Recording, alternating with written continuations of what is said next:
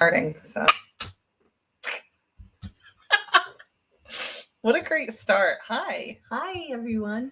it's me, Devin, It's me, Helen, Leland Thrifter. and welcome to the second episode of our delightful little podcast called Exploring the Archives, Yes. where we read it so you don't have to. Well, I do, and then she has to listen to me. Now, let's go over the game rules. Do I have to wait the whole? No, you like I can't. You know I can't keep my mouth shut. I can't. You cannot be contained. True. So True. So you can cut in, but I don't have to let you. You have to. I have to. Well, I'm not right. great at following rules either, so we'll see how this goes. All right. Okay. Oh, this one is. Oh no. It's another kind of instant classic Reddit story. Okay. So it comes from the delightful subreddit, Am I the A-hole? Yes. Thank you. I was waiting specifically for that. Okay. Don't even need to hear it. Yes. So for those of you just tuning in this episode, this is where I read my mom Reddit stories that she's never heard because she doesn't Reddit. And then she reacts to them. Nobody got time for that. Yeah, except for now. Anyway. Time for it. Yeah. All right. So this one is from Am I the A-hole? And it says, Am I the a-hole for banning my brother from family events after he paid and took my son for a nose job? Holy crap. Now, how old is... Okay. Start reading. All right. My son is 18 and always had an issue with his nose. Okay, it's slightly hooked, but it's not ugly or causing problems. He asked for money to get a nose job. I said no. His mom said no. My brother was very tight with him and promised him the best graduation present ever. We were thinking an oscillating fan or a gift card. I thought nothing of it. Not a nose job. My God, an oscillating fan. That's a gift. That's what made this an instant classic, by the way. Is everybody was like, oh wow, an oscillating fan. Like, okay. He got him a nose job. It was this big secret that I didn't know. He actually lied about being at his mom's and lied to her about being at my house, then saying he was at his friend's when he was at my brother's for a week after the procedure. When I saw my son, he looked like he'd been slugged in the face. I thought he was joking when he said he got his nose job. My brother said he did nothing wrong. I just did what me and his mom couldn't do and paid for it and accept it because our son is not a little kid. It's as if I don't recognize my son. My son says he's, quote, happy with it, but it's not even close to being healed. I feel so betrayed that I banned my brother from coming over. Am I the a-hole? Wow. So what are your thoughts on this one? Oh my God. Well,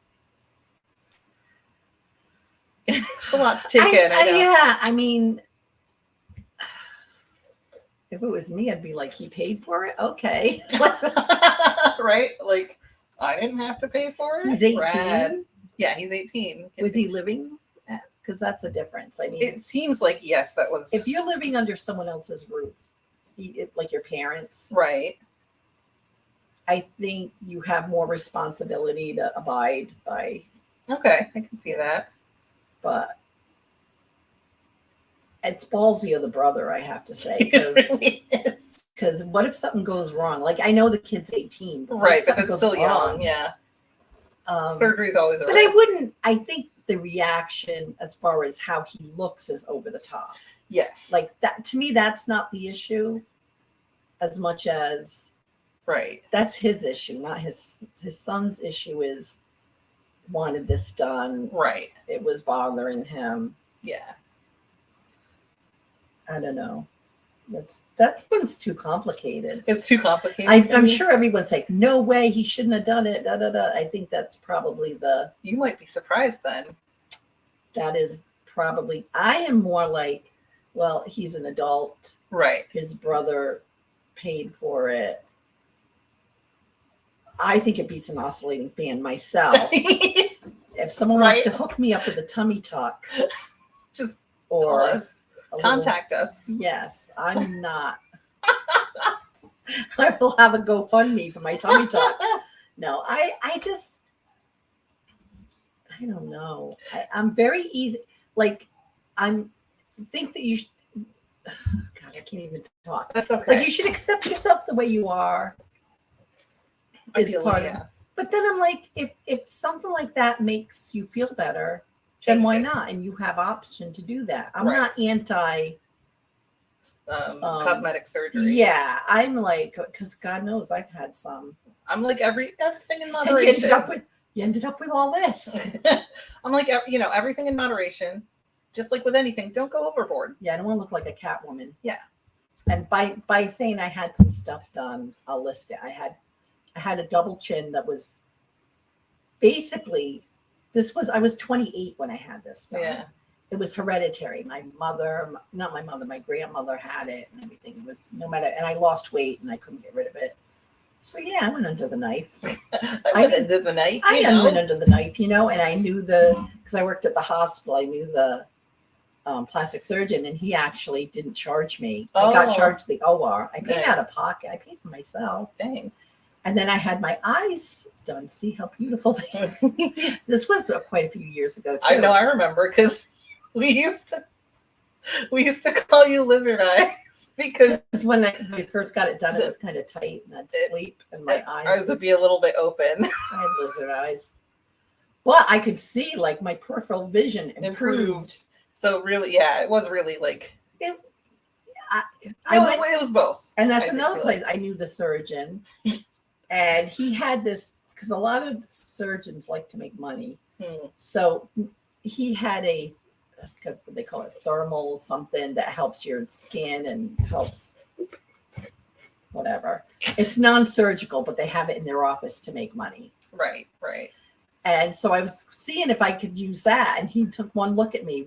I'll never forget. We were in ICU when we were discussing my personal. Yeah. And I'm like, so what do you think? And he's like, you need the knife. I'm like, okay. Damn. So and it made me feel like I really think it was a positive thing for me. Right. Yeah. But then that was years ago, and I haven't done anymore. Right. I would love to get like Oh my God. Calm down. Whatever. Settle down. I think you're beautiful. Aww. So there. Thank you. But like I said, I think what's inside that counts. Right. But if something bothers you, it bothers you. Yeah. Do you want to know what the subreddit voted this guy? What do you all put in the comments? What do you all think? Yes. What do you think? Do you think what would you do if your brother or sister, whatever, paid for your 18-year-old to have surgery? Right. I think surgery. Yeah, I think the not knowing. Like, I think if they had come to me and said, listen, if he had said, I'm going to pay for this. Right. I think it's a sneakiness about it. Yeah, I feel that way. But then obviously he would have said, hell no way. True. But then, like, he's 18, how are you going to stop him? Yeah. Unless he lives with the brother. Right. So the users of the subreddit voted this guy the a-hole. Oh, interesting. The OP. See, I thought it would be the other way. Right. So the top comment here by M Smith 730 is, quote, best graduation present ever. Like an oscillating fan. Just for this comment alone, you're the a-hole. Also, it doesn't matter that you think it wasn't causing problems for him. He obviously thought it was for him. Your brother listened and you didn't, so you don't get to be mad at your brother. That's kind of harsh. Yeah, I think that's a little harsh, but like I get the sentiment. Like, if your kid says that something is bothering them, it's bothering them. You can't just say, "Oh, you're fine." You can't just decide someone else's feelings for them. Right. Like, maybe if the dad here, I think that the dad is the OP, had actually had a conversation with his son, like, tell me more about why this is bothering you. Maybe he got teased for it. All that feeling crap. Yeah, all this talk about your feelings, you coward. Like, do it. Feelings are tough. They are, but feelings are, if you talk about them, it gets better. It's better. Gross. I think I probably talk about my feelings too much. Yeah. Quiet. You called yourself out on that one. Mm-hmm. It's okay. I don't talk about my feelings enough. True. You don't have feelings. I do. They're just like way deep down in there, in a box called the feelings box, where I keep them under lock and key. Buried. So yeah, that's that one. All right. You ready for another one? Sure. So wait, did we decide if you think Opie is the a-hole? Because there's four. Remember, there's four judgments. You're the a-hole, not the a-hole. Everybody sucks here, and no assholes here. I can see where he would be upset. Yeah. Like, I get that. Like, it was sneaky the way it was done. I think it's an everybody sucks here situation. Okay. Yeah, it's communication. Yeah, because that's zero communication on any level. All right. Okay, let's see. I was told by Joe, my brother, your beloved son. Yes. That I have to tell you the story of the poop knife. Oh, not a poop one. Oh, God. Why is he trying to hurt me like this? I don't know. It's on r/museum of Reddit. If you don't want to read it, we don't have to. Is it really gross? If poop is involved, it's probably really gross. All right. We will put a pin in this one if you want. What do you mean put a pin? We're gonna do it later. Okay. Well, let's move on to the next one. Then maybe you can save that for the last one. Okay. I was trying to leave the last one like on a. Oh. Okay. We'll do it. We'll do it. Okay. You're gonna be brave. I'm gonna be brave. Okay. Please.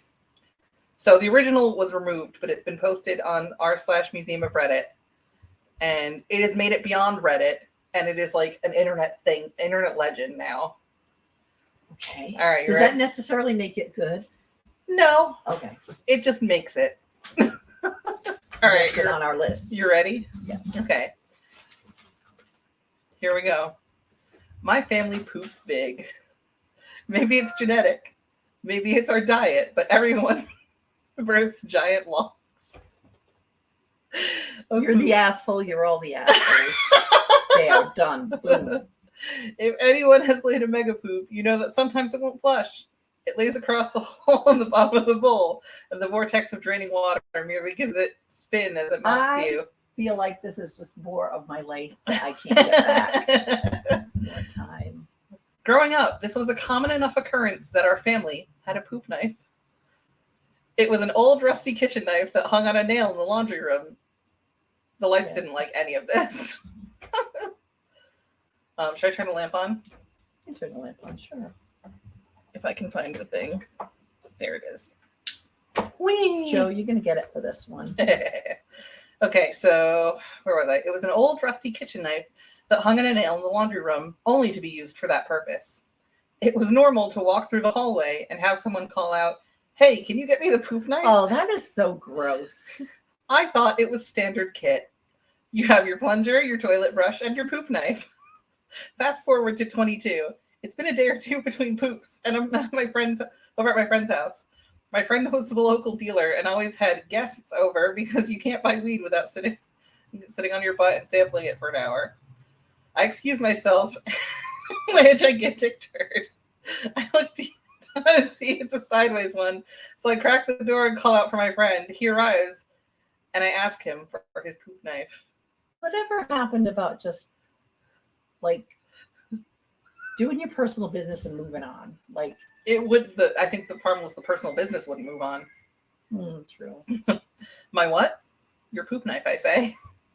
I need to use it, please. What the F is a poop knife? Obviously, he has one, but maybe he calls it by a more delicate name: a fecal cleaver, a dung divider, a guano glaive. I explain what it is I want and why I want it. He starts giggling, then laughing. Then lots of people start laughing. It turns out the music stopped and everyone heard my pleas through the door.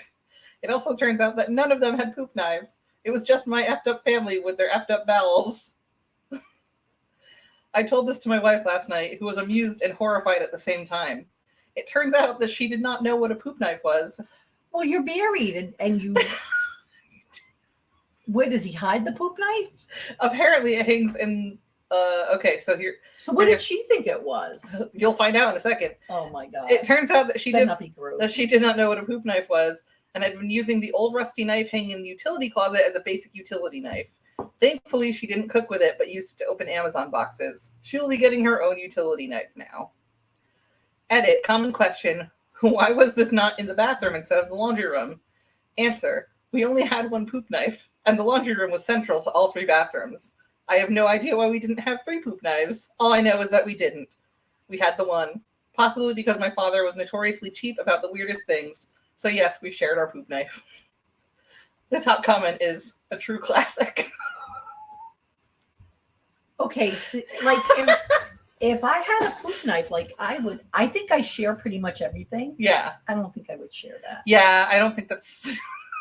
I don't think having a poop knife is sanitary to begin with. No. But I definitely don't think you should share it. Oh my God. Joe, you're in trouble. Why does Joe have a poop knife? Is he trying to tell me something? No, he doesn't. All right. I would know. Well, I don't think you tolerate that shenanigans. No poop knives in our house. I think they're all assholes. Literally. I was going to say. I think that's all they are. Is assholes. Big assholes with big poops and big poop knives. And I don't got time for that. Move on. All right. Oh my God. Sorry. I thought this was going to be fun stuff. I just can't get over Fecal Cleaver. That's my favorite. It's my new band name. Fecal Cleaver. Fecal Cleaver. World Tour. The Poop Knife World Tour. 23 World Tour. Fecal Cleaver. Oh my God. How old are you? 12? Yes. Yeah.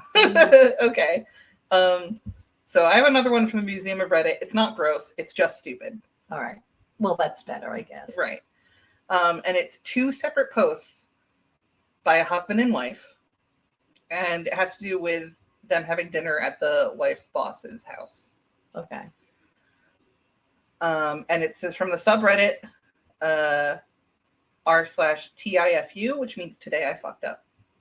Ooh, okay. Okay. So today I fucked up by throwing my steak out a window.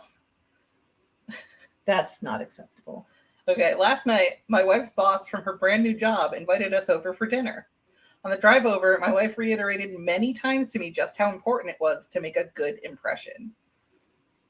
I scoffed and arrogantly informed my silly wife that I would always make good impressions. Well, there's a little history there, because if you have to keep reiterating to behave, yes, there's behavior issues there. Just saying. So my wife's boss is a single lady in her 50s, so it was just the 3 of us. We chit-chatted over drinks and salads and seemed to be really hitting it off. She laughed at my well-timed, perfectly appropriate jokes, and my wife seemed pleased.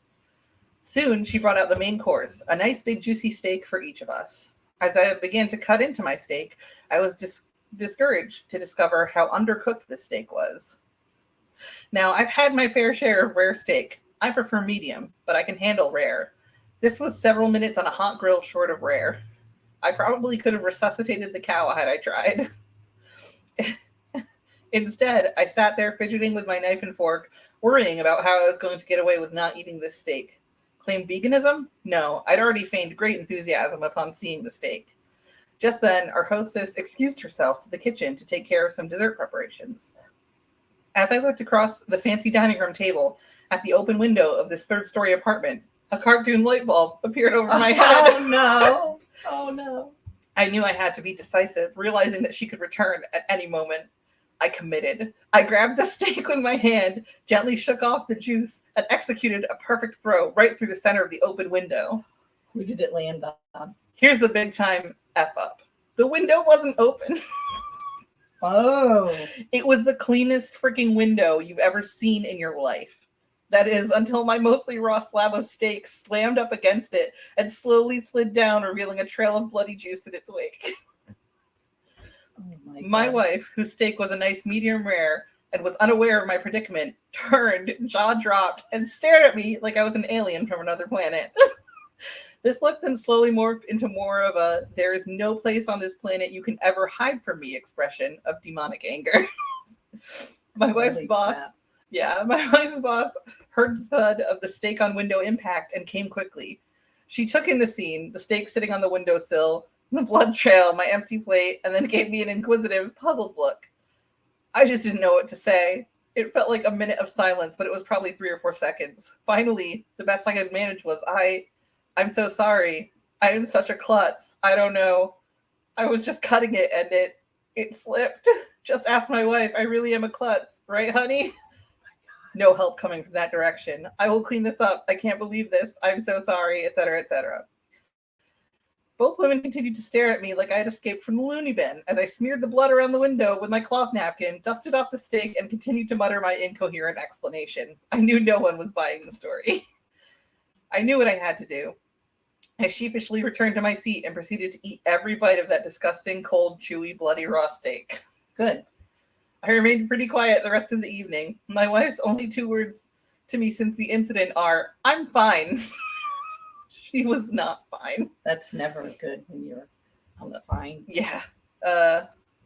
Too long. There's some of the end or beginning of posts. Someone will say TLDR, and that means too long didn't read. So it gives a short synopsis of what happens. So TLDR, tried to sneakily throw my undercooked steak through an open window, only to find out it wasn't open. See, update. Just got the first post "I'm fine" communication from my wife by a text who was at work. Good news. Boss's name and I just had a good laugh over how much of an effing idiot you are. I hope you know you will never live this down. Love you, you moron. Oh, that's sweet. Yeah. So now, do you want to hear the wife's side? Sure.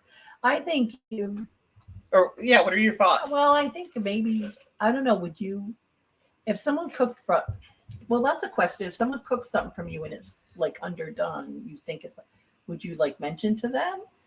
It depends on what it is, I guess. Like, they're not really, like, if it's a friend, then you could say, whoa, I think this needs to go back on. Right.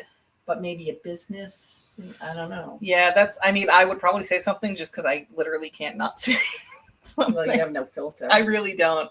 It's a problem.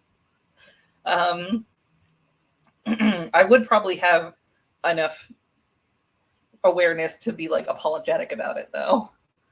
Be like, I'm so sorry, but I cannot eat this. I mean, because if that was me and I would want someone to say something so I could pop it on a little right. Oh yeah, same. All right. But I definitely wouldn't throw it out a 3rd-story window. No, that was impulsive. He has some impulsivity problems. Yes, yeah, impulse control issues. Okay, so you ready for the wife's perspective? Yes. Today I effed up by allowing my husband to come to dinner at my boss's house. This actually took place a couple of years ago. I had just gotten a brand new job I was really excited about. So I was delighted when my boss, who I had been trying to establish a rapport with, invited me and my husband over to her home for dinner. Well, mostly delighted. My husband is, he's the sweetest, but he has a history of doing really dumb shit. Because of this, I was worried about him coming along. By the time the day of the dinner arrived, I'd become so anxious about it that I actually floated the idea by my boss that I wasn't sure if he would be able to make it. She was clearly taken aback and responded, "Oh no, I really hope he can. I have a dinner for 3 all ready to go." Upon seeing her dismay, I assured her that I was sure he would find a way to be there. Well, we made it over to her apartment on time, and things actually started out really, really well. It was actually just the 3 of us, which surprised me somewhat, but made me a little less concerned about my husband, as crowds really tend to bring out his unpredictability. Yeah, definitely impulse problem. Yeah. It sounds like anxiety, too. Yeah. I had just started to finally relax and was a couple bites into a deliciously cooked steak when things took a horrible, horrible turn. My boss had just stepped into the kitchen to check on dessert when I noticed something odd out of the corner of my eye. It was one of those things where you know something strange is happening in your peripheral, but you're not sure what. You have to look over and focus your gaze to really comprehend it. I look over at my husband and see him holding his steak in his hand, hovering it just an inch or two above his plate. Before I had a chance to fully comprehend what I was seeing and verbalize something that might have saved all of us from the coming horror, he threw his steak, baseball style, across the room, straight into the dining room window. I don't know why I visualized him throwing it like frisbee style. He threw it like overhand. I was thinking maybe tossing. What, like, underhand? Yeah, like or like toss. Out? Yeah. I was thinking like a disc. Yeah, like a disc. Well, that makes sense. Yeah. It's more aerodynamic that way. True. Sounds like you've had experience. And trust me, a steak throwing expert. That's right. Not only do you just play one on TV, you are. I am a professional. Yes. So, okay, it hit the window, making a loud noise and slowly slid down. Now, my husband does dumb shit. I already told you that, but he's not a crazy person. Usually when he does dumb shit, I at least understand what he's thinking. There's usually some semblance of rhyme or reason to the dumb shit. In this case, I was just dumbfounded. I couldn't believe my eyes. I couldn't wrap my head around what was going on. I stared at him with what must have been the most confused look and watched as he stared back at me, an expression of utter horror painted across his face. I couldn't make any sense of what was happening, but I also didn't have time to try. I heard the footsteps of my boss coming to see what the sound was. Imagine you're the boss in that scenario, too. I'd be like, what the hell? I would die laughing. I would not be able to stop. Nothing on earth. Food fight? No. It's just like, I thrive on that kind of stuff, though. True. The ridiculous stuff. That's like, chef's kiss. Perfect. See what the sound was. It suddenly sunk in that it didn't matter why he did what he did. He did it, and we were all about to come face to face with a very awkward situation. I could feel the anger flush through my face. For a brief moment, I contemplated trying to help my husband get out of this. But no, this was his dumb shit bed, and he could lie in it. Here you go. Not like there was any possible recovery anyway. I'm going to skip ahead a little because it's just like, yeah, reiterating what's going on. Okay, we all resume the rest of the evening, pretending that he isn't there, a sort of unspoken agreement by all that this is the only way to move forward. As soon as we got to the car, my husband turned into a nervous chatterbox trying to explain himself. Turns out the dumbass didn't like the way his steak was cooked, rare, and get this, he thought the window was open. My husband, ladies and gentlemen, tried to chuck his steak out a 3-story window. He thought that was a reasonable solution to being served an undercooked steak. A year or so later, my boss hosted a Christmas party for the company at her newly built home. My best friend, Jenny, was my plus one. Yep. That's cute. Like, yeah, no, I think that's a cute story.